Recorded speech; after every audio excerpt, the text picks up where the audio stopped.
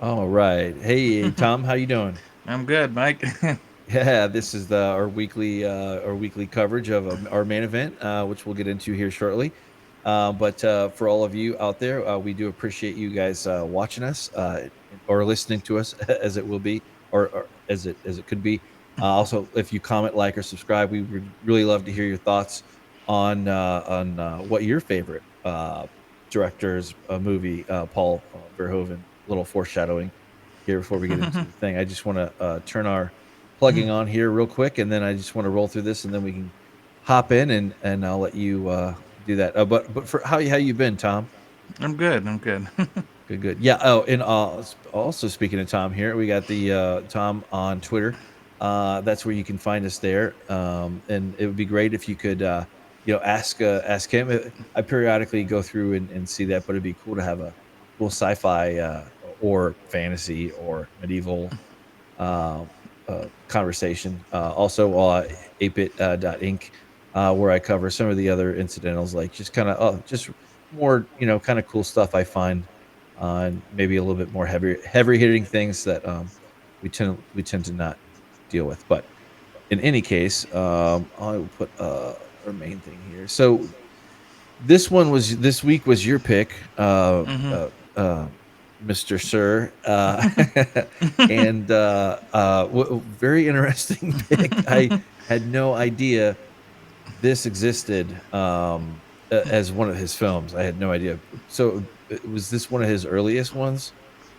It's his first so-called American movie, Okay, first okay, right, English language at least. right. It was shot in Spain, but yeah, he was trying to bridge the gap, but he kept getting.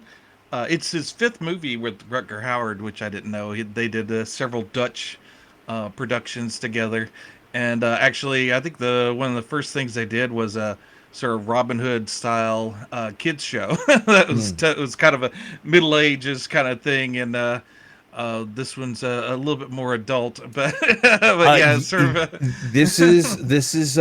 And this was in '85, Mhm. and it practically had like it was practically a puddle. For it was no pond, lake, or ocean. It was more like a puddle. From my understanding, I didn't quite. I had to kind of two conflicting kind of sources for like how much, but it kind of wasn't in too much debate. But Mhm. I'm very familiar with RoboCop. I think that's like if you're a kid, you're a kid of our generation, or within that 10-year gap there or whatever between you and me, and you grew up watching thing. One of the fundamental ones that you watch if you were a boy was RoboCop at some point, because they had the Mhm. action figures with the cap like little cap gun strips that you could it would like spark or whatever, kind of cool stuff, that fond memories. And Starship Troopers later on, Mhm. as it were. But he made very this is he seems to be kind of he kind of says something in between the lines for the audience to pick up or not, Yeah, he's. how he does things. But yeah, this was very much graphic Mhm. in many ways. Yeah, yeah. Most of his stuff is, whether it be like you said, RoboCop, Starship Troopers, or Basic Instinct, or even Showgirls. He's True. kind Yes. of had a wide range of things, but yeah, he got presented with being able to do this, and yeah, and he actually Rutger Howard signed on early on to be in the movie, and then Mm. it took him a year or two to get around to doing it, and then in that time he had kind of started transitioning himself away from the bad guy roles of like Blade Runner, and then he did right before this Lady Hawk, which we covered Yes, we did. little while back. So he's kind of transitioning into more of a lead male role, and then this was he felt like a kind of a step back for him. He didn't really want to do it at that point because he was wanting to be more of a leading man kind of role, and this kind of put Right. him back in that sort of villain kind of role. And Paul Verhoeven said that in an interview that he didn't realized that that's kind of where his headspace was, and they had some conflicts on the set. And actually, Paul Verhoeven said that no one was happy making this movie. It was kind of a miserable place where they were filming it. The majority of the film takes place in sort of a castle where El Cid was actually filmed with Charlton Mm. Heston, and Charlton Heston, his remembrance of that castle was pretty miserable as well. So no one was happy, and it kind of I think that was the very last movie that him and Rutger Hauer did. So it I kind of just left him on bad terms. Yeah, it's kind of funny. This is, and I did for a little bit of research. I was kind of very curious because like this is a more obscure one, I would say. Mhm. Certainly, you can read off a list, but I doubt. I don't think. I don't know. Well, I don't even know if this has a cult class. Is it considered a cult classic, or is it considered a little bit more beyond the reach of that? Yeah, I don't know the reach of it. Like when we went over Lady Hawk, I didn't know if there was an audience for that, but Right. that's There one of our was. videos that that did quite It's well for true. us. So yeah, I don't know. I found my younger sister and I found it on basic cable. If you're if you are familiar with TV, you have your regular network television, you Right. have your basic cable, which is similar to that, where you have your commercials, and they have to cut out the naughty bits. And then there's the paid cable like HBO that has all of the stuff in it. So when we saw it on basic cable, they had cut it down. The movie runs about 2 hours and 7 minutes, Yeah, but 2 hours and and the 5 minutes or what is a few pocket change minutes. Yeah. yeah, so the basic cable version cut out a lot of the gratuitous violence and Okay. So sex and all of that. So you saw actually, a much more uh, family friendly yeah, PG yeah, 13 kind of. it was still kind of edgy, but yeah, it was like Sure. we saw it probably late 80s. I wouldn't.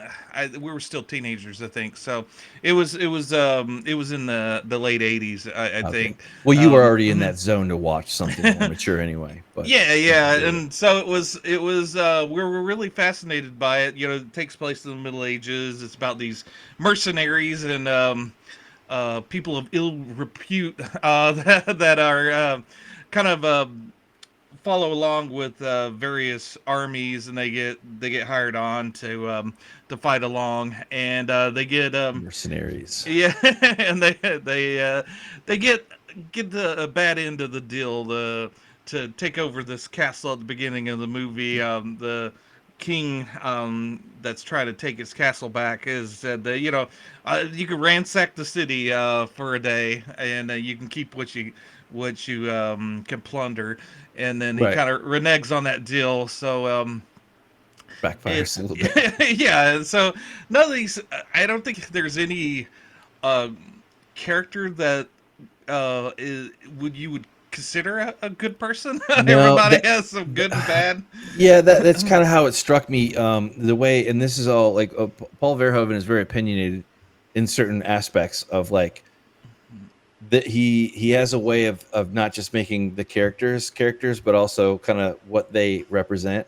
Mm-hmm. Like they're the authority that they carry, so to speak, with them. For example, like so you see the church. I mean, Mm-hmm. from first bat, it's like the communion scene, or I don't know if it's last. I'm not Catholic, but it's like last rise or last communion or something, and it's like it kind of shows that, and then you see the sea of gray, like even down to Jennifer Jason Lee, and she also is renowned too. It's up there with Rucker in her own Mm-hmm. right. And I think there was a movie I did pulled out. I'll have to like look for it, but it was pretty recent. But anyway, she has tremendous even to this day, type Mm-hmm. talent. Yeah. But they both do a good job with what they have. I mean, it's very gray. Mm-hmm. And you're right, it is no good guys per se. Um, you know, what is it? Well, I saw a Ernest Hemingway quote the other day, and it said something like it kind of made me think of this a little bit. It said, just because you fight evil doesn't mean that you're good. So I thought that was an interesting quote. I'll have to pull that up here to Yep. make sure I got it right. But Yeah, take us through this one. Like, what was your like? Is this kind of like a not it's not a cult classic. Well, it's I guess it kind of is. I don't know. It's hard to judge. It kind Right. of struck me as kind of being its own thing, kind of just standalone. It is what it is. It doesn't hide anything.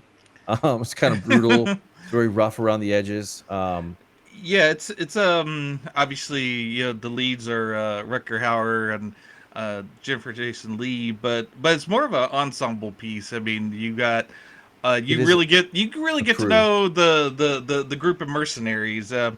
There's a there's a young lad in it as well, and you just kind of, every time you see him, you kind of cringe at the what he's been exposed to, and but it's,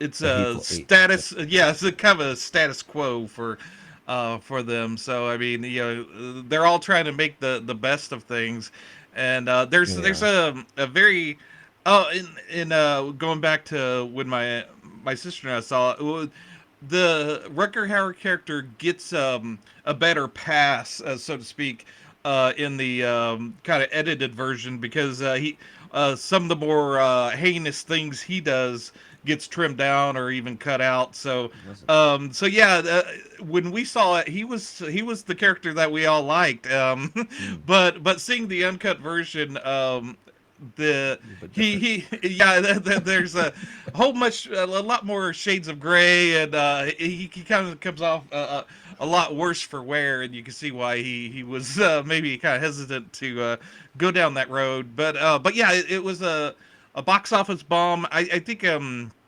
way Paul Verhoeven said it was a little too European for the American audience, and a little too Mm, American for the European audience. So it really interesting. couldn't find a good hold. And Right. it was his wife, after the movie, she said that they needed to move to America, and the head of Orion, who was trying to talk him into doing RoboCop, said that you really have to move to America to make American movies. You have to kind of soak it up, and the way Paul Verhoeven says, you have to smell America to to be able to give the audience what they want. So yeah, that's wisely, I guess, he went to America, and went on to make RoboCop. And even though this is a bomb, Orion didn't keep it against him. And one of the fun things about watching this movie is you got to see that old Orion who got the MGM ended up buying them. So, but you Mm. got that little Orion kind of circle of stars. Yep. That Very iconic. yeah, very nostalgic to see That that if you're of just that time. Yep, just like if you heard a certain kind of jingle from a commercial from any time in that era, Mhm. you're gonna instantly go, to the memory vault, the member berries a Hmm. little bit. But But no, yeah, it's a historical piece, but it's kind of lands very nice into that medieval fantasy kind of genre period, of things. yeah, yeah, it was kind of fun. And speaking of that nostalgia factor, because it was in the '80s, and the '80s is a very familiar territory to us for of late over the last year or so. I would say Hmm. we definitely find our own pathway through it. But like I saw some of the kind of like I found an old Siskel Ebert, show, and they talked about this, and then I saw another one, some British UK dude who didn't go on to do anything, Hmm. or maybe he did, maybe he was just a regional guy or whatever, but like they were like, it was Siskel and Ebert weren't like necessarily prudes, Hmm. but they also kind of like, they just thought it was kind of a little bit gratuitous with like no point, which I wouldn't be that harsh. But then the other UK dude was like, he was a moralist over it, he was just like, I walked out 40 minutes into the thing after XYZ gratuitous scene happened. It's like, boy, I don't know, man. You got a weak stomach. Like, aren't you Right. supposed to watch a movie or something? Like, it's not Yeah. that bad. I mean, I think it's unusually uh risque probably for the 80s, maybe. But then again, I didn't watch a lot of, like in your face things that Yep. covered so much, kind of the Yep. backside of war, I guess, or the backside of conflict Yeah, it with all showed you. the Yeah. every I mean, Yeah. you can name it. Uh-oh, your camera Yeah. went. Oopsie daisies. Yeah, Um, I'm back. right on. Yeah, I'm gonna bring this one down here so we can a little bit there. Yep. No, Yep, not that there one. you Yeah, but no, I did. I'm still kind of feeling it out. I guess I don't know. Like I think it deserves like a couple more watch throughs. If I'm honest. And now, did you have like a special Blu-ray of this? Yeah, I picked up my first purchase of Umbrella. There's the Yep. Australian outfit. Yep. They do the cool kind of slip covers. Evidently, it's more collectible if you have a slip cover. And then underneath it was the classic movie poster. Big. But they got the I guess commissioned That's real. That a looks really piece of good. art for that. But yeah, it's And then yeah. show the DVD case again. Sorry, like I didn't Okay. make it full screen when you were doing it. So, Okay, very cool. Yeah, yeah. Yeah, awesome. and there's a cool little documentary about Rutger Hauer on it. You've got the commentary about Paul Verhoeven, an interview with Paul Verhoeven, an interview with the co-writer of Okay. the script, Gerald Sottenman, and then also Basil Ponderus, the Look. composer, who Yeah. Let me pull up yeah, that on the big screen here. yeah, Wrong one. yeah. Trying to get this timing. Like one of these days, I'll get the damn timing right. Yeah, like you were Yeah, saying, a Gerard. Yeah, Sottenman. Slotman. Yeah, yeah, and then well, it didn't have uh, Basil. Yeah, Basil the what is his last name? But yeah, also Basil Ponderous, I guess is how you pronounce it. And the soundtrack Basil. Yeah. on this really reminded me of Conan the Barbarian.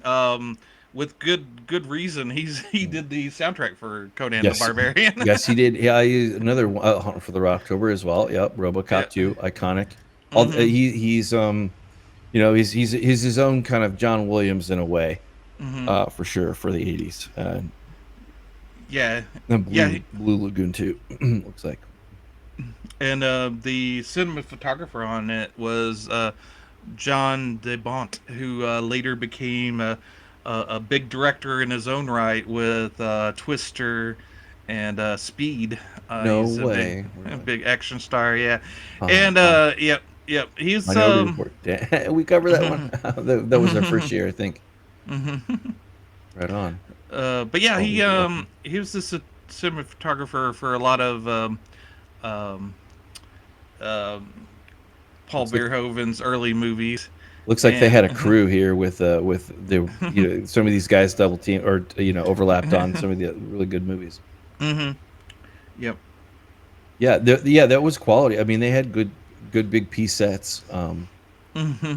Hard to use. It was I mean, it was And the most amazing, but it was those guys, Rutger Hauer and Brian James, were both in Blade Runner as well as replicants. that's true. Yeah. But yeah, and yeah, you have a few different names in there, like Bruno Kirby. He's I think there's a couple of people in there. I think the only real true relationship was the gay characters in this. Mm. The two guys in it. They're in with the mercenaries. They're if you blinked you missed the relationship, but it was there. And there's a Yeah, point where Europe. yeah. Europe didn't really. They were doing it way back in the 70s too, Hmm. and it was just nobody cared. It was like not like how it might have been perceived or taken in America at the time. Yeah, and they actually changed the story for when originally the story was going to be focused around Rutger Hauer's Martin character and the other lead mercenary guy Hawkwood. He was the guy that hired them and betrays them at the beginning of the movie, and because he gets attached to this woman that he almost kills. This Yeah, you could this say that. yeah, this nun that he clocked, and so So yeah, he ends up betraying them because of that. And the big story was going to be that friendship and the portrayal of the friendship between Martin's character and Hawkwind. And the American backers of Orion said, couldn't we focus on this? The more interesting thing I think is the love triangle Mm. between Stephen, Agnes, and Martin. And Paul Verhoeven said that they were probably kind of um, caught up in the American things and thinking, well, the Americans maybe know what they're talking about, so they kind of switched over. He said it might have been better if they had stayed with the original focus, but who knows? Actually, they said that the hot tub or the bath scene between Agnes and Martin was Right. actually going to be a bath scene between Martin and Hawkwood, and that they were going to be. It was just going to be That's funny. this thing where they were going to be in there as supposedly friends and whatnot, but they both each had a knife to the side wanting to kill each other, so there was going to Oh, be interesting. that kind of play against them. That So death yeah. tension. Yeah, yeah. Yeah. Yeah, but obviously once they focused on the other side of things, Hawkwood gets kind of dropped down to kind of a just a minor character, and that whole relationship kind of gets kind of buried after the first bit of the movie. Which I mean, Pivots more to the bigger journey. yeah. They're all right. And I think if if they had played it like Jennifer Jason Lee, her Agnes character, if she was more kind of your traditional damsel in distress, sort of the princess kind of character, it would have been a far less interesting movie. I think the thing that always keeps me kind of fascinated is that um, she doesn't have love for any of the characters. Mhm. There's sort of a she's kind of playing everybody, and She's playing her station, yeah. her role, her Mhm. lane, so to speak. Kind Mhm. of rolling with the punches, I guess would Yeah. be another way to put it. But yeah, Yeah, please continue on. but I think almost every one of the characters is cynical to a degree.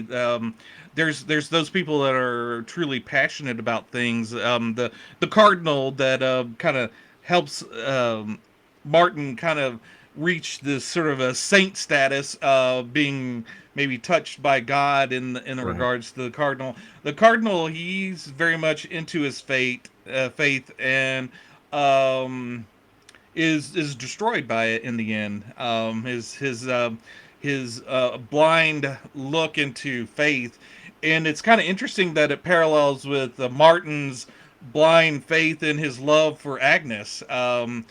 Both the kind of throw away their cynicism for something that they're passionate about, and the cardinal gets impaled by it in the end. But yeah, and Martin comes out a little bit better, but he is kind of destroyed by the end of it, to a degree. Yeah, there's a lot of victims here, and yeah, it's just survival, just Yeah. from the violence and the betrayal and the kind of the thunder and lightning that's it's hitting everybody at some point. Yeah, yeah, and I think and one of the things that Paul Verhoeven kept saying in the commentary is that this movie kind of builds to this apocalyptic kind of ending, which very dark, and they had played around with killing off certain characters at the end, and he goes, well, that might have made it a little too dark. He goes, but at this point, it's probably so dark that you wouldn't have wouldn't have bat an eye at it, but they. Well, I don't think that would have come as a surprise or shock. I mean, considering the layout of how it did go, and it was like period piece, Middle Ages, like not wanting to be that typical kind of flowery damsel in distress, Yeah, it's. kind of trope of like very romanticized, Mhm. and that has always been kind of like a default for anything in the medieval realm sometimes. right. And one of the things that they when they were doing the children's television show with Rutger Hauer, that was sort of a kind of Ivanhoe, Robin Hood type show. The writer with him, that Gerard, he was doing all this research in medieval Holland and Spain, and was coming up with all these interesting facts and things that was going on at that time. But you really couldn't work in the Black Plague Right. into a children's show, so they had all this stored up information that they could use for this movie, and they wanted to put as much as they can into it. And that's one of the things about this movie I really enjoy is that for a historical perspective, they really did kind of put in a lot of detail It and um, was accurate, my mm-hmm, understanding anyway. mm-hmm, And it looks like it. I mean, it looks like it from some of the more nerd mm-hmm. Yeah, forays and I've done in YouTube, yeah, for what it's worth. there's even a scene where the barbarian mercenaries start using their the fork and knife to eat, and Right, to back in the read for. day, yeah, it wasn't introduced um, to royalty as a hygienic thing. It was more of a status thing for eating utensils. It Hmm. wasn't it wasn't for better hygiene. It was just to raise above their status. And so the scene where they're using it appropriately for that. They're raising their status, so to Right, speak. right. And Well, trying to climb out of where they currently are to something else, something more, too. in I didn't realize Paul Verhoeven is actually, I think, has a degree in high mathematics.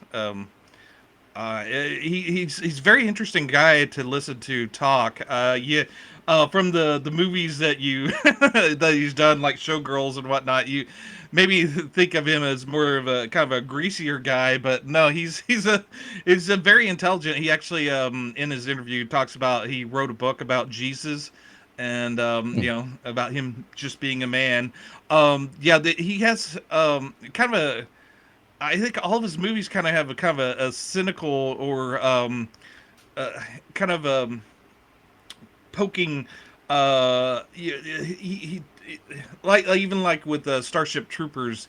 There's a subtext there. There's a kind of a cynicism there. This Right. kind of a commentary on what's going on as it's going on, that the audience is aware of, but maybe the characters are not aware of in the story, and it's all there. One of the more fascinating things is on the Blu-ray is there's the interview, like I said, with the the the, the guy credited for the story and did the script. But from what I understand, Gerard and Paul, I think Gerard did the first draft, Paul did a second draft of the script, and then Gerard did the third draft, and Hmm. that's what they went with. So it was very much a collaborative thing. But the way Gerard explains it, sometimes when you hear the writer's thoughts on the story, sometimes it expands it and gives it more depth, and you go, oh, okay, I see where you were going with that. And then sometimes you hear the writer and you go, well, I don't think I was on the same page with you there. And that's kind of where where I was when he was talking about the story. Um, he goes into how Martin, the Rutger Hauer characters, was kind of stood for Hitler in his mind, Oh, interesting. and that the cardinal was Goebbels, and Uh, he kind of had it all mapped out to huh. where there's a kind of a fascist kind of slant to things, and how He does. how fascism never really dies, and that's why Martin kind of squeaks by at the end, and he even goes to as far as when they're the guys. There's a whole subplot of the Black Death, and there's a scene where Hawkwood is launching uh, dog bits over into the castle, plague-ridden dog bits over. He says that's sort of like the bombing of England during World War II, and That's crazy. and that one of the characters gets these spears through him, and he's kind of hunched over, and he said that's sort of like the bomber plane, the guy in the planes. And I was like, dude, I think you're stretching this a little too much. I don't know what you're smoking, but There is like this kind of this outsized fascination with fascism yeah. and Paul Verhoeven, because that's not the first time he has done danced with that particular partner. Point Uh-huh. blank. Sometimes it's more obvious, you Mm-hmm.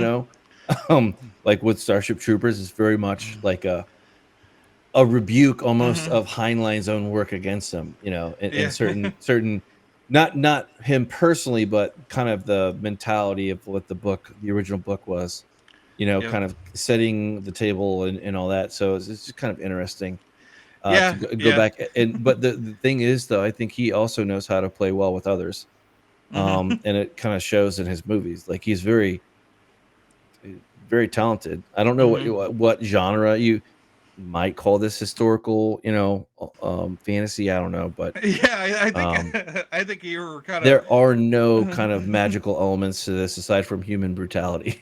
right. Right. Yeah. There's the cardinal wishes for kind of a spiritual fantasism, but there's not Right. quite in this. And It's then when when you're nothing. when you're God's not reading picking up the phone in this movie at and all. when you're reading the description of it last week, when I put it to us, you was reading that it was a drama, romance, action, Oh, and I was like, yeah, I was like, I don't know about romance, right. and, Yeah. I'm sure you agree with me on that. Yeah, and Paul Verhoeven, No, he said that not at all. there's sort of a communist slant to the movie as well, because at one Okay. point the mercenaries um, decide that it's not yours or mine, it's all of ours. Right. We share everything equally, That's and true. they all decide to start wearing red, which communist red maybe. All right. But yeah, there's all these kind of Better dead than interesting, red. yeah, there's all these little interesting little nuggets there that you could dig through with this movie. It's very intelligent. I'll put that way. If you, Mhm. it's not just kind of you know, it is about as subtle as like a club to the face. I'll say, but it doesn't mean that it's dumb and brutish either. Right. At all. It's much more delicate I think intellectually than that, I think. I think it's Game of Thrones before Game of Thrones. Yeah, okay, that's a good. I could see that. Yeah, that's a good. um, It's not a far off analogy. I could see that. yeah, it's so yeah, I think the audience out there, if you are watching this and haven't watched the movie, if you dig Game of Thrones, this, and you didn't find any of it as far as the violence and sex in it offensive, then you Right. Yeah. might dig this.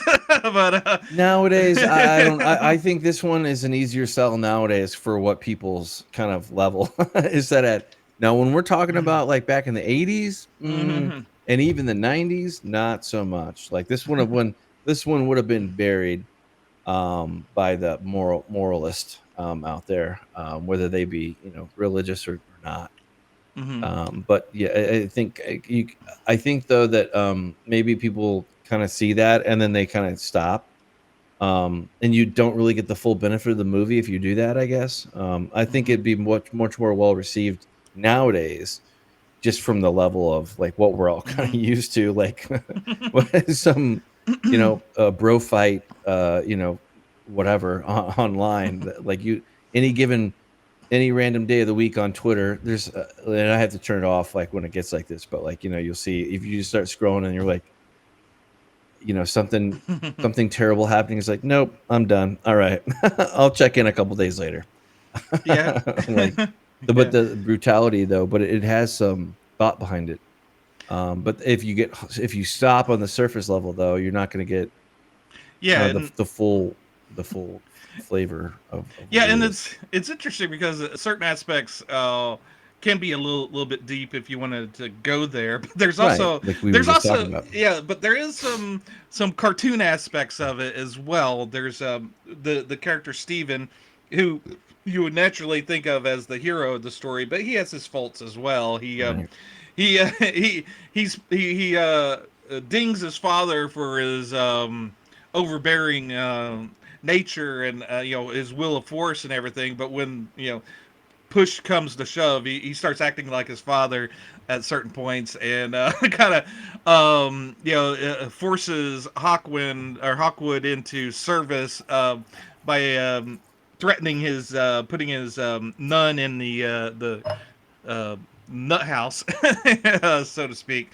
So all the characters are a little sus, as the kids say. But yeah, the Steven character's the most likable No capping. of the yeah, exactly. And he's very much influenced by Da Vinci. He's got all these little designs and things, and the cartoon aspect of it is like how they built that sort of Trojan horse type device Right. to get into the castle is like they're building the skeletal The hook structure and of ladder it. thing. Yeah, yeah, Yeah, yeah. yeah, they were kind of building that, and then it looks Very. like It's designed to. I mean, that's a real working practical effect, though, too. I mean, yeah. for what it is. An interesting fact: they actually got the shell of a fire truck and kind of decorated it up Oh, okay. in wood and whatnot, so it They kind had of a little looks. help. Yeah, Shortcut. exactly. That's cool, And though. they could only get like 3 guys up there. When he said, there should have been like, 10, 15 people trying to get up that ladder when it explodes and everything. It was such a weak structure they could only let 3 people be on it, and so yeah, he said, of course we'd added that more people on it and with CGI nowadays, but Right. they made the movie with $6 million, and yeah, most A of it was. pretty very well spent from, I mean, in my opinion. I Hmm. mean, I think it was, I'm still digesting it, I think, and that's why I kind of like want to watch. I didn't hate it at all. I didn't love it either. Like, Hmm. like other movies you just watch and they take you, and Hmm. you're pulled in. This one was like, it's still of good value, I think. I would caution, though, I think you have to kind of be in that mind space of like a historical kind of period piece type mentality. If you're not, then it might not work. It might not connect the dots. You might not. It doesn't have modern pacing. Let's put it that way. It doesn't have horrible pacing either. I would say it's pretty. It goes for 2 hours. I don't think it felt like 2 hours and 15 minutes or something like that. Like where you're like the extra 15 minutes, like where modern movies have that problem, like where it's just like you could have ended this 15 minutes ago, maybe a half hour.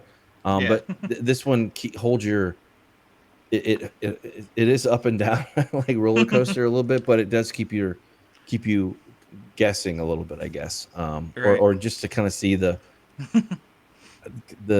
raw nature of just watching some brutal thing happen. A little kind of, I think it also gets you there too.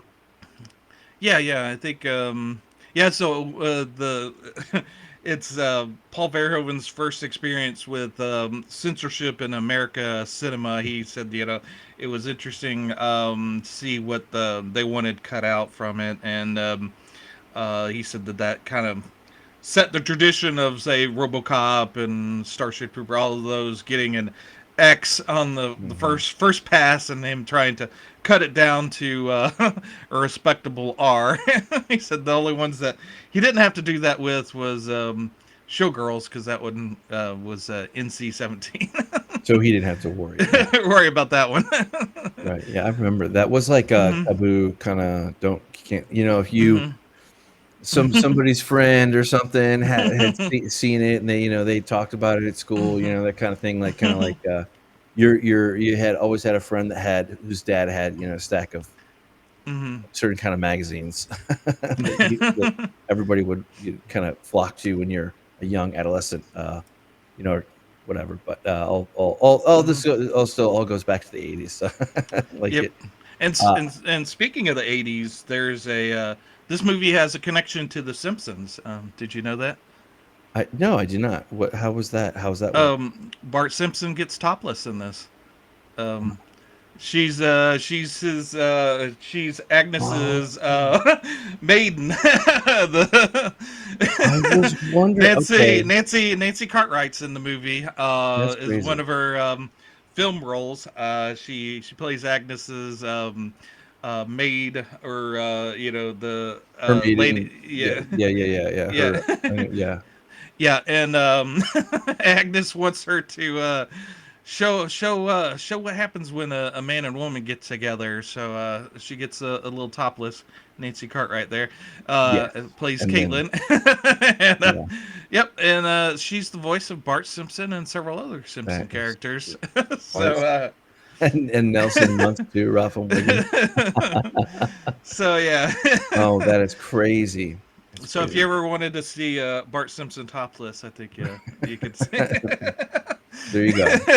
There you go. Let's claim to fame for this one. But yeah, and yeah, it's on Tubi. I have the Yes. Blu-ray of it, but yeah, I think it's Roku, also it's on YouTube as well. There's kind of like a bootleg version on YouTube. I didn't watch it on there, but I did come across it doing research, which is mhm. interesting. But regardless, yeah, let me go back to the thing. Yeah, it's one of those movies that kind of gets hidden in at certain time periods. You couldn't find a copy of it. I When it became available in the early 2000s on DVD, I picked it up then, and that's when I saw the the uncut version. Uh, Almost seeing the movie for the first time again in the DVD format with all the added sex and violence in it, and yeah, it was almost a whole different movie. And That had been wild. yeah, my younger sister said that she prefers the edited version better, because it's a rough ride whenever you add everything back in. It's That's like I said, it's a club to the face, and mhm. it doesn't take long Yeah, either. yeah. It doesn't pull any punches. The only time it really pulls a punch is when the the Hawkwood character, he gets the Black Plague, and he goes to cut one of his boils or whatever, his pustules, and they Right, pan up to his face, a face of agony, instead of showing the grossness of the what the was body going on horror, there. yeah, Yeah, body but shots, but but but there's and then like I said, the Black Plague is kind of a character in this movie as well. It's always there, and well, then just whenever. as much as religion is, or war, Mm-hmm. or conflict, whatever you want to call it, or Mm-hmm. characters in and of themselves, that Yep. in kind of Mm-hmm. limit and trap our characters as they Yeah. travel, at Yeah. some point. Yeah, and as a weapon, a biological weapon, Hawkwood was launching, like I said, the plague-ridden dog bits over the wall there, and that's actually from the research. They found that back in the Middle Ages, for siege situations where they're trying to get to the people in the castle, they would launch diseased vermin and sheep over dead sheep over with and try to get them sick from that. And it just kind of shows you that biological horror has roots back even then. Yeah, it did kind of, I don't know why, but there were a couple scenes like where you're watching them do move a ladder or whatever, or a door, or open up a gate or whatever it is, and it did kind of remind me a little bit in bits and pieces of like flashbacks of Monty Python, just a little bit, like that, and maybe Life O'Brien as Hmm. well. But it caught the aesthetic anyway. It kind of catches it because you're kind Uh, of used to that, the way the film is, I guess, the way that kind hmm. of, it reminded me of that. I it, don't know it if it it got gave you at me all. it gave me sometimes every once in a while they gave me kind of spaghetti western kind of feels to it, because you're I could see that. especially out in the forest areas and whatnot, because it was filmed in Spain, which they filmed a bunch of spaghetti westerns out there and whatnot, and that Sure. the whole grain film stock of it, and that kind of look of it, and Yeah. that cardinal in his outfit and everything. It kind of kind of every once in a while it gave me that vibe. And I mean, there's uh, you gotta love a movie where the one of the touching romantic scenes take place in front of two hanged men. The deteriorating corpses of these two men, with one of them not having any pants.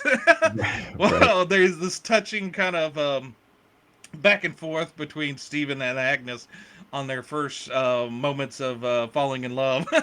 Right.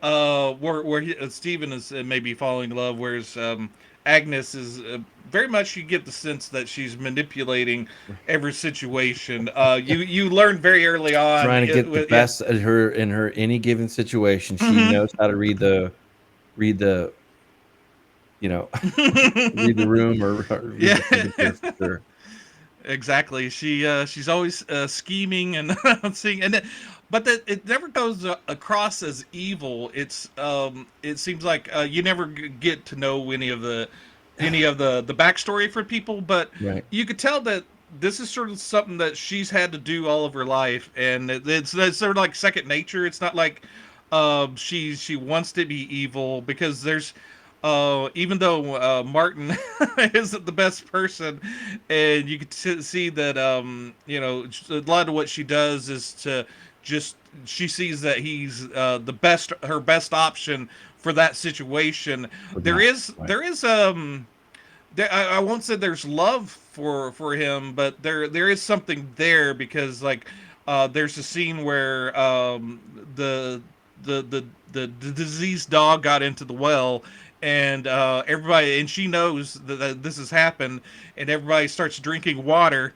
and it's not until he's about to drink it that she stops it, and draws the attention to that. And so there is something there. I mean, she even lets the little kid drink the water.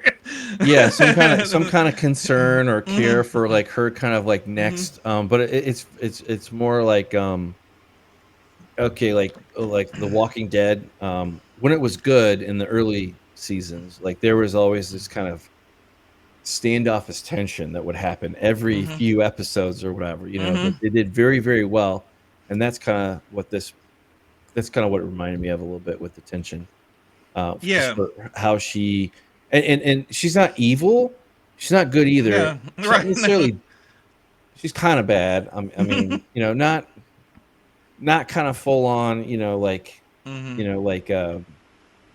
like you were the driver. Well, like actually, yes, like you're the driver, you're the accomplice. Like she kind of has that a little bit, but also around. I mean, look around her. Wait about 15 minutes before after that scene, and you're gonna see something that is heinous. Like that somebody is doing that. Everybody takes their turn, Hmm. either getting rolled over or doing the rolling over. Yeah, and Um, a lot of movies you're sort of like taken with the world of it. It's like, oh yeah, and if I could only live during that time, if I could only be a cowboy in a spaghetti western. right. But this movie makes you come away saying, I'm glad I didn't have to live in the Middle Ages. Nothing's good was happening then. Not really. Nope, you weren't having a good time no matter what. Even if you were Hmm. rich, it didn't matter, or what Hmm. your station was. There were kind of a few kind of, I guess, polar or cardinal direction kind of magnets of evil, I guess. The kind of the that kind of play a part in there. Like it's kind of dealer's choice, I guess. Like, who you consider to be truly evil, right Yeah. off the bat. But these guys, it's kind of like everybody's kind of in this halfway point of like balancing. Hmm. Like I don't really care about you, about this side or that side. I kind of just care about getting paid Yeah. and Yeah. staying alive for the Yeah. next thing. Yeah. Everybody's being tested, like That's true. or I being judged and tested, think like judge is a better, yeah, mm-hmm. better word for that for sure. Because like the cardinal, he has put his faith into Saint Martin, and the Martin characters kind of the representation of Saint Martin to him, and he's worried that he's put his faith into a man instead of God, and there's that struggle, and I think towards the end of it, he starts to lose a little bit of his faith and starts drinking and has that crisis of faith towards the end. And then he's eventually done in by his faith, much like Martin is with love. And the love is not unconditional. Martin early on says, if I can't have you, I'm going to kill you. So to Agnes. So there's that interesting, and yeah, and Martin's always by the company he keeps. They're always testing him. They're testing his power. They're judging him, and at one point he gets they judge that he's not the best person, and there's kind of an overthrow of things, Well, and it's kind of like yeah, like that. But it kind of exactly feels like not never the good guys, like on like when you're a kid and you're watching a cartoon, very simplistic cartoon. mhm. It's always like the bad guys that like always have like the second, the next guy kind of waiting for him, to like where they can whack the become the big guy. Right, right. Yeah, there's always that Martin at one point there's that one guy that's I think his name's Summer in it. He keeps pushing for control, and Martin has to clearly stamp it out and say no, I'm the big dog, even though we're sharing everything, and everybody has an equal share. No, I'm keeping Agnes for myself, and I'm still the boss, and you yeah, are gonna go over there. right. Right. So Well, like that. Well, that's why you call that, Game of Thrones. Perfect, yeah, yeah, perfect, and perfect mhm. analogy to it. Yeah, and that's that I think this is kind of like a early, Unvarnished. yeah, a lot of fantasy and sci-fi, much like comic books, were very much considered, children's fare, and I think this movie, along with things that Paul Verhoeven did as well as Starship Troopers and RoboCop, it kind of said no, this stuff could be adult too, and so yeah, and I I'm trying to think of another movie that's quite like Flesh and Blood, and I can't think of it. It's an interesting mix of like action, but I wouldn't call it really an action movie. There's a lot of drama in it, but I don't know if I would call it a drama, and I definitely wouldn't call it a romance. But yeah, there's scenes of torture, rape. It's not for the faint of heart, and it's one of those movies you have a hard time categorizing as something. And it's, a lot of times those are the movies that I tend to dig into and like because they are rough around the edges, and it's hard to like them. But if you can find the stuff that you kind of sink your teeth into, it it keeps you guessing. It was one of those movies where I was like, how is this going to end? What's it can't end well for these people, and No. but it gives you the ending that you think you want, but it leaves you with a lot of questions and a lot of unsatisfied, a very cynical way of looking at things. Is like, okay, well, would this really be how it would play out in reality? There's not, you know, people don't go off into the sunset for the most part in real life. So, so why do you expect it to happen and in a movie? Well, right, yeah, I the only it's not one to one, but like for content material and kind of similar kind of thinking in their own way, but completely different mediums. Like, well, I don't know I don't know Alan Moore. I don't know if he strikes Paul Verhoeven for films, but like where an Alan Moore for comics is like kind of a little Hmm. bit more on the edge, Hmm. and pushing some kind of a thought process he wants you to think about, but Hmm. discover for yourself. a little bit. But he's Yeah, a yeah. little. This movie doesn't tell you what to think. It throws all these characters up there. It's like, okay, you make your own judgments on this. Where you land, begin, or Hmm. end at is up to you. Yeah, Hmm. kind of like where you're left at the end of the film. Hmm. Kind of the point. Go watch it. That's kind of that's the important. That's the intelligent part. It's not buried at all, like I said. But I think that if you get too hung up on the brutality and the subject matter, you're gonna miss the overall story. Yeah. That's not. They're not there for effect or for shock value. They're Right. there for their freaking world is brutal. Like the Middle Ages sucked. Like Yeah. this is like where you're not living, you're not planning down the road beyond your next, Mhm. you know, whatever. Yeah, it's it's also You're not making it refreshing. out alive either. It is kind of refreshing watching a Middle Ages movie where almost none of the people are English. They're or British.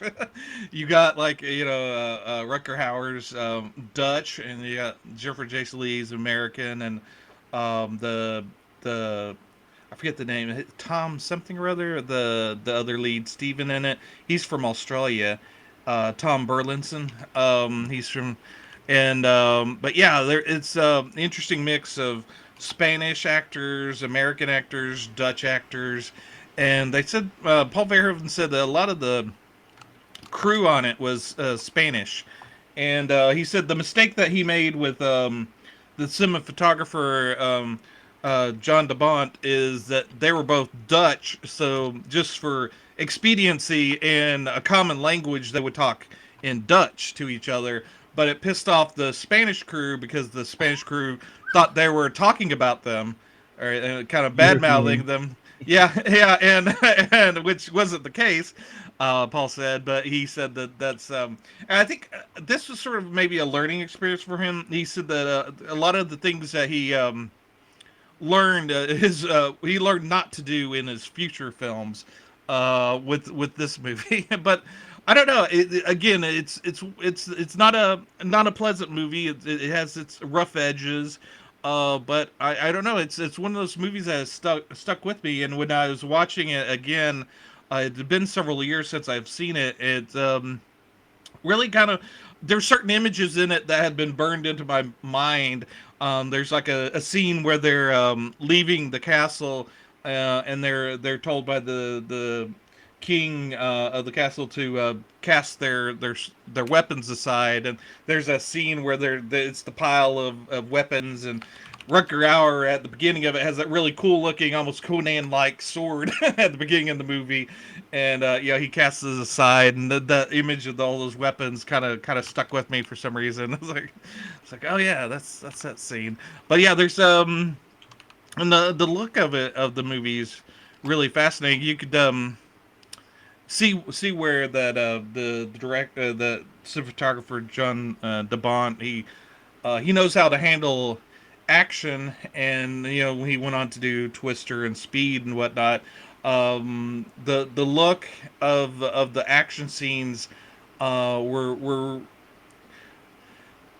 there wasn't much of them, but they were all kind of engaging and Well, interesting to look at. no, and not just that, not just that, like kind of close ups, but also kind of far away, kind of shots as Hmm. things are happening. Like just as you're baptized in this movie right off the bat of what this thing is about, and in Hmm. case it's not point blank obvious of like you're gonna die. Yeah, I think you, I you, think. you, but yeah, I was just kind of wrap up my thought about Alan Moore. Oh Like yeah, go ahead. I, Yeah. well, I just wanted to make the point like Alan Moore is like Paul Verhoeven, but for comics. Like that Yeah. is that they both kind of have their own unique signature style that they're not afraid to put out, and have you and challenge you to kind of keep up, I guess. Right. Yeah. Anyway, going back to what you're saying, sorry. You're either with them or not. Sometimes, You but gotta stay up with them. Just gotta give you the palette of this movie. There's a scene where they've taken back the city this is at the beginning of the movie. They taken back the city. They're plundering the city, and there's a scene where this woman's being raped, and the little kid that's with the group, he comes up and steals her earrings as as one of his other crew members is raping the woman, and that just kind of sums up the how brutal, where there is no innocence There at is all.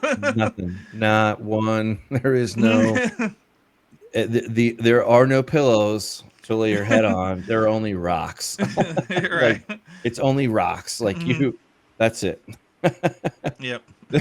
In other words, life sucks Yep. very bad. Yeah, any movie that Bart Simpson's topless and gets killed early on in the movie, it's not Me. not a pleasant movie. But No, yeah.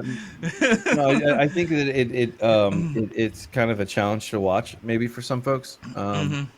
But I think that as time goes on, I think will age maybe a little bit more. It, it, it It's never going to have a wide swath of mhm. whatever, but if you come into contact with this movie, you're going to feel some kind of way about it for sure. Yeah, yeah. No, I guess I've never really thought about it, but I guess Rutger Howard is one of my favorite actors. I mean, we've done Blade Runner, we've done Lady I guess we Hawk, have. No, we have. we have this one, and yeah, He's the a great actor. Yeah. yeah, great, and yeah, he's very expressive, and even though he is a bad character in this, you do see the humanity in him. There's moments there where you think he's going to redeem himself, but he doesn't quite pull it off. But you keep wanting him to do. You want him to be better because he's a kind of interesting character, and yeah, I don't think there was ever a plan for a sequel, but it kind of almost lends itself to this is maybe a chapter in this character's life, and it's almost all the characters are interesting enough to have their own story, their own whatever, to continue. There's enough there because Oh, even Agnes's character, you wonder, well, is she going to be satisfied with being just the princess, in the castle, what kind of devious things she's going to get up to. It's almost like Game of Thrones, like a maybe a chapter out of Game of Thrones. yeah, It's like, and you're not even hitting on the Madonna horror kind of thing going on. Like hmm, that could be explored with her character in depth. yeah, There's it's interesting. It unlike nowadays, like where they'll make something and then they'll just like invent this whole side story that has it's just another cul-de-sac that you're not gonna. hmm, There's nothing that's gonna be beneficial from it. hmm, In my opinion today, but like if you had a movie like this that had if it had been made today and they just kind of maybe updated a few things around it, this could have actually interesting, but of course very risque. hmm, There's only so many studios that could kind of take that on and do it well. right, Warner Brothers, HBO would be one for sure. hmm, And they already have their own versions of it. Modern day hmm, Game of Thrones, whatever.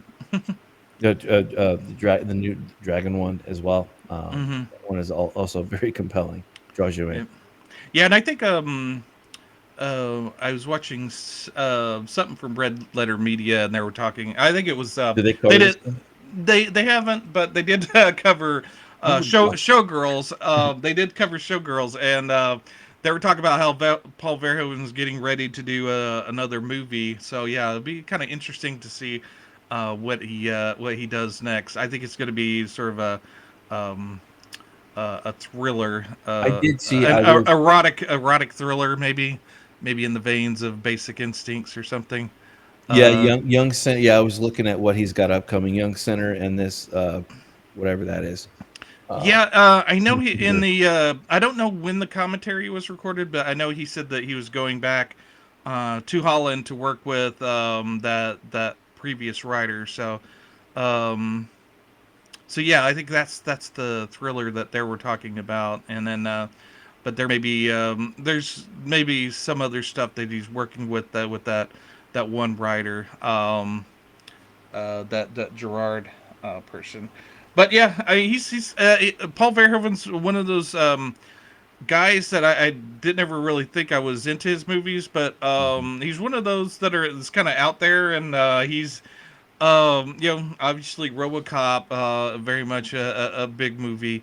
that I enjoy. So I think I like more movies from him than I realize. And like I said, he's an interesting guy. It was kind of interesting.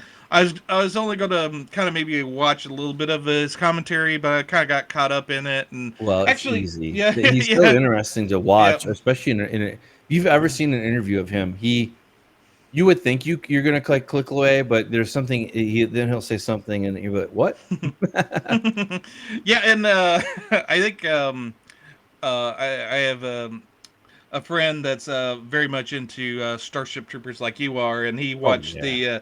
he watched the commentary for that, and he said that it's interesting because towards the end of the movie, where I guess there's the big battle, he Paul Verhoeven starts going, okay, well this is real, and then okay, and this is digital, and Hmm. he said it kind of devolves into him going real digital, real digital, real. Yeah. It's like for the next 5 minutes, he's like Yeah, real digital, real I think digital. I think I actually I have no doubt bought Starship Troopers a time or two Mm, in my life, and I do believe that like I was not I was I the thing that you used to get or I guess you still can, maybe not, I don't know. Just depending upon what movie you're talking about, but some movies would have really good, like, I mean, Oscar level worthy commentary that you can't miss, that are kind of like required viewing if you're that kind of a nerd, for mm, sure. And I don't remember, I remember I've watched many of these, back in the day, like DVD era, mm, um, the Starship Troopers commentary one was, I agree, it was not. You can skip it. You're not really missing. I mean, mm, you wanna be completist, but it's not gonna be the same level of quality of, like, like a good Mel Gibson, mm. film that he directed and he acted in or something like that, or produced Yep. in or wrote in or something, like, where you're really gonna get the full measure, or Ridley Scott, either two. Yeah. Some of those are kinda they phone them in. Like, they just we've talked about that before, like, where they're just Mm. like, yeah, I was the guy here, and, there's Yeah, they there's did nothing either. to add. Yeah, it's like that sometimes they get a little too technical, but yeah, he But in this this one was one, yeah. good. Yeah, it was entertaining. He said, yeah, at one point he says, Watch it. usually I talk about the special effects, but he goes, there's not really any in this movie. There's not everything's kind of practical. The only kind of special effects they did was they drew in like towards the end of the movie, a big storm comes through, and there's a lot of interesting looking lightning that happens, and that was special effects. They added that in afterwards, but that's and most of it was filmed on location. He said the two scenes that were done in a studio. There's a scene where they're kind of invading this castle, and they're going through the chimney, and they had to build the chimney. And then there's a scene where Martin ends up at the bottom of a well, and that well was they had to build that too. But that's the only studio things that they had to add in. Everything else was pretty much on location, and in Madrid, I think it is. They filmed Madrid, Spain, and he said that a lot of those castles are there today. A lot of them, not the one that they mainly filmed in, but a lot of the castles in Spain are very iconic and have been restored or been maintained to the point where a lot of them you could they've converted them into kind of like hotels to where you Hmm. could stay for 3 days in a castle and get that experience of being in a castle. So yeah. But yeah, interesting movie. I don't know if there's much more we could say about it, but yeah, it's one of those that I think I rightly put it as a forgotten classic. It's one of those movies that I don't like I said I don't know how much of a audience there is for it, but yeah, if you haven't seen it and you're into Paul Verhoeven movies and or you like Game of I Thrones, you might like this one. Yeah, if you're a Paul Verhoeven fan, you're a good old stan there. This one is required viewing for sure. And maybe if you're maybe a little bit more looser than that,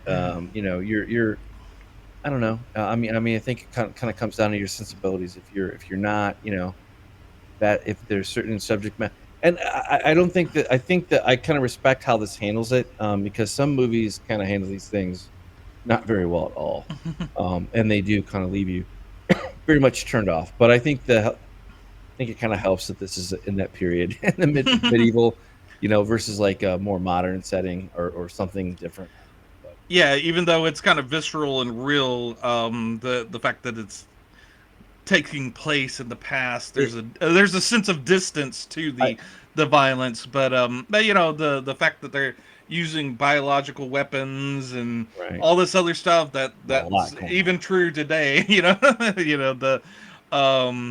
a part where the character Steven gets captured by the mercenaries, and they kind of torture him and make him they treat him like a dog, and there's some, still some semblance of that even today, of us dehumanizing each other. So it gives us enough space for you to kind of deal with it mentally, but there's ramifications that even are there for from today. It gives you, it tells us that no matter how civilized and we think we are a modern society, we're only a step or two away from what we were previously. Yeah, And I think there's like a theme, for some of the movies that we picked a little bit that kind of like invite the audience to be part of it too, I guess, mm-hmm, where they find themselves like in that world, that kind of thing, like that. mm-hmm, That's what a good, that's what a hallmark of Paul Verhoeven for sure. But yep, yeah, no, I agree with you. There's not much more to say. Aside from the reading rainbow, you don't have to take our word for it, that kind of thing. yep, It is, definitely in the '80s. It doesn't think mm-hmm, it'd be interesting to see, maybe come back in 5 years and see what the reception is, or if it gets wider splash, maybe, I don't know, but, mm-hmm, yeah, I don't think I have anything else to add other than, like, go again, like, I personally will go I have to watch this a few more times, like, or not a few, but a couple more times, yeah. like, process it maybe in 6 months and see where I stand. Yeah, it just I Have think you we've talked about the various actors, but yeah, Jennifer Jason Lee, yeah, she's very impressive in this. And this is, I think, only her second or third movie. She previously had done Fast Times at Ridgemont High, and Yep. then she Oh, did yeah, I this didn't movie. mention that. Yeah, I was Yeah. gonna mention that too, yeah, that and the other one I mentioned earlier at the top of the show, but yeah, she is, just as good, hmm as, Rutger Hauer, for Yep. sure, Yeah. and he's a Quite legend fearless. Yeah, she has to go through quite a bit of stuff in this movie. indeed. As they all do, but I think she probably got the worst of it. But Right. but yeah, they Paul said that she was gung ho. He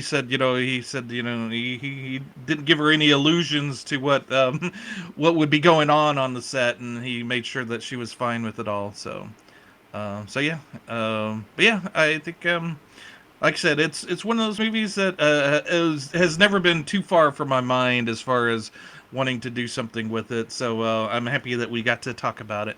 Yeah, I'm glad I got to watch it, Mhm. I'm these things I didn't even know it existed until you mentioned it, like, but Yeah. that's kind of the fun part of the fun part of a job. It Yep. just kind of Yeah. becomes like Definitely. to find these. But yeah, hey, if you made it this far, we really do appreciate it. We are ever growing back catalog, and we do this every week. And we take a couple weeks off here or there, but throughout quarterly throughout the year, the season, as hmm it were. But we're well into spring here in 2024. It's very interesting time for sure, but hmm it just seems kind of like where the modern thing disappoints you. You're not going to lose any time unless we call out like the really really bad, so good it's bad type movies, which those are fun to watch occasionally. But this one hmm is not one of those. But I'm very curious to see what the audience thinks out there. But if hmm you could like, comment, or subscribe, or engage us on Twitter, or whatnot, we would deeply, deeply appreciate it. And we thank you hmm if you subscribe. It's the best way to get a front row ticket to our shenanigans as it hmm goes. And this also makes me want to go play RoboCop. There you go. Yep. Yeah, and check out in the upcoming weeks. Me and Tom are going to try to do another get together and do a let's play on Helldiver. But hopefully, I think the bugs will be ironed out by then. But in any case, I've been Mike. I'm Tom. Keep it real. Keep your stick on the ice. Stay away from dragons.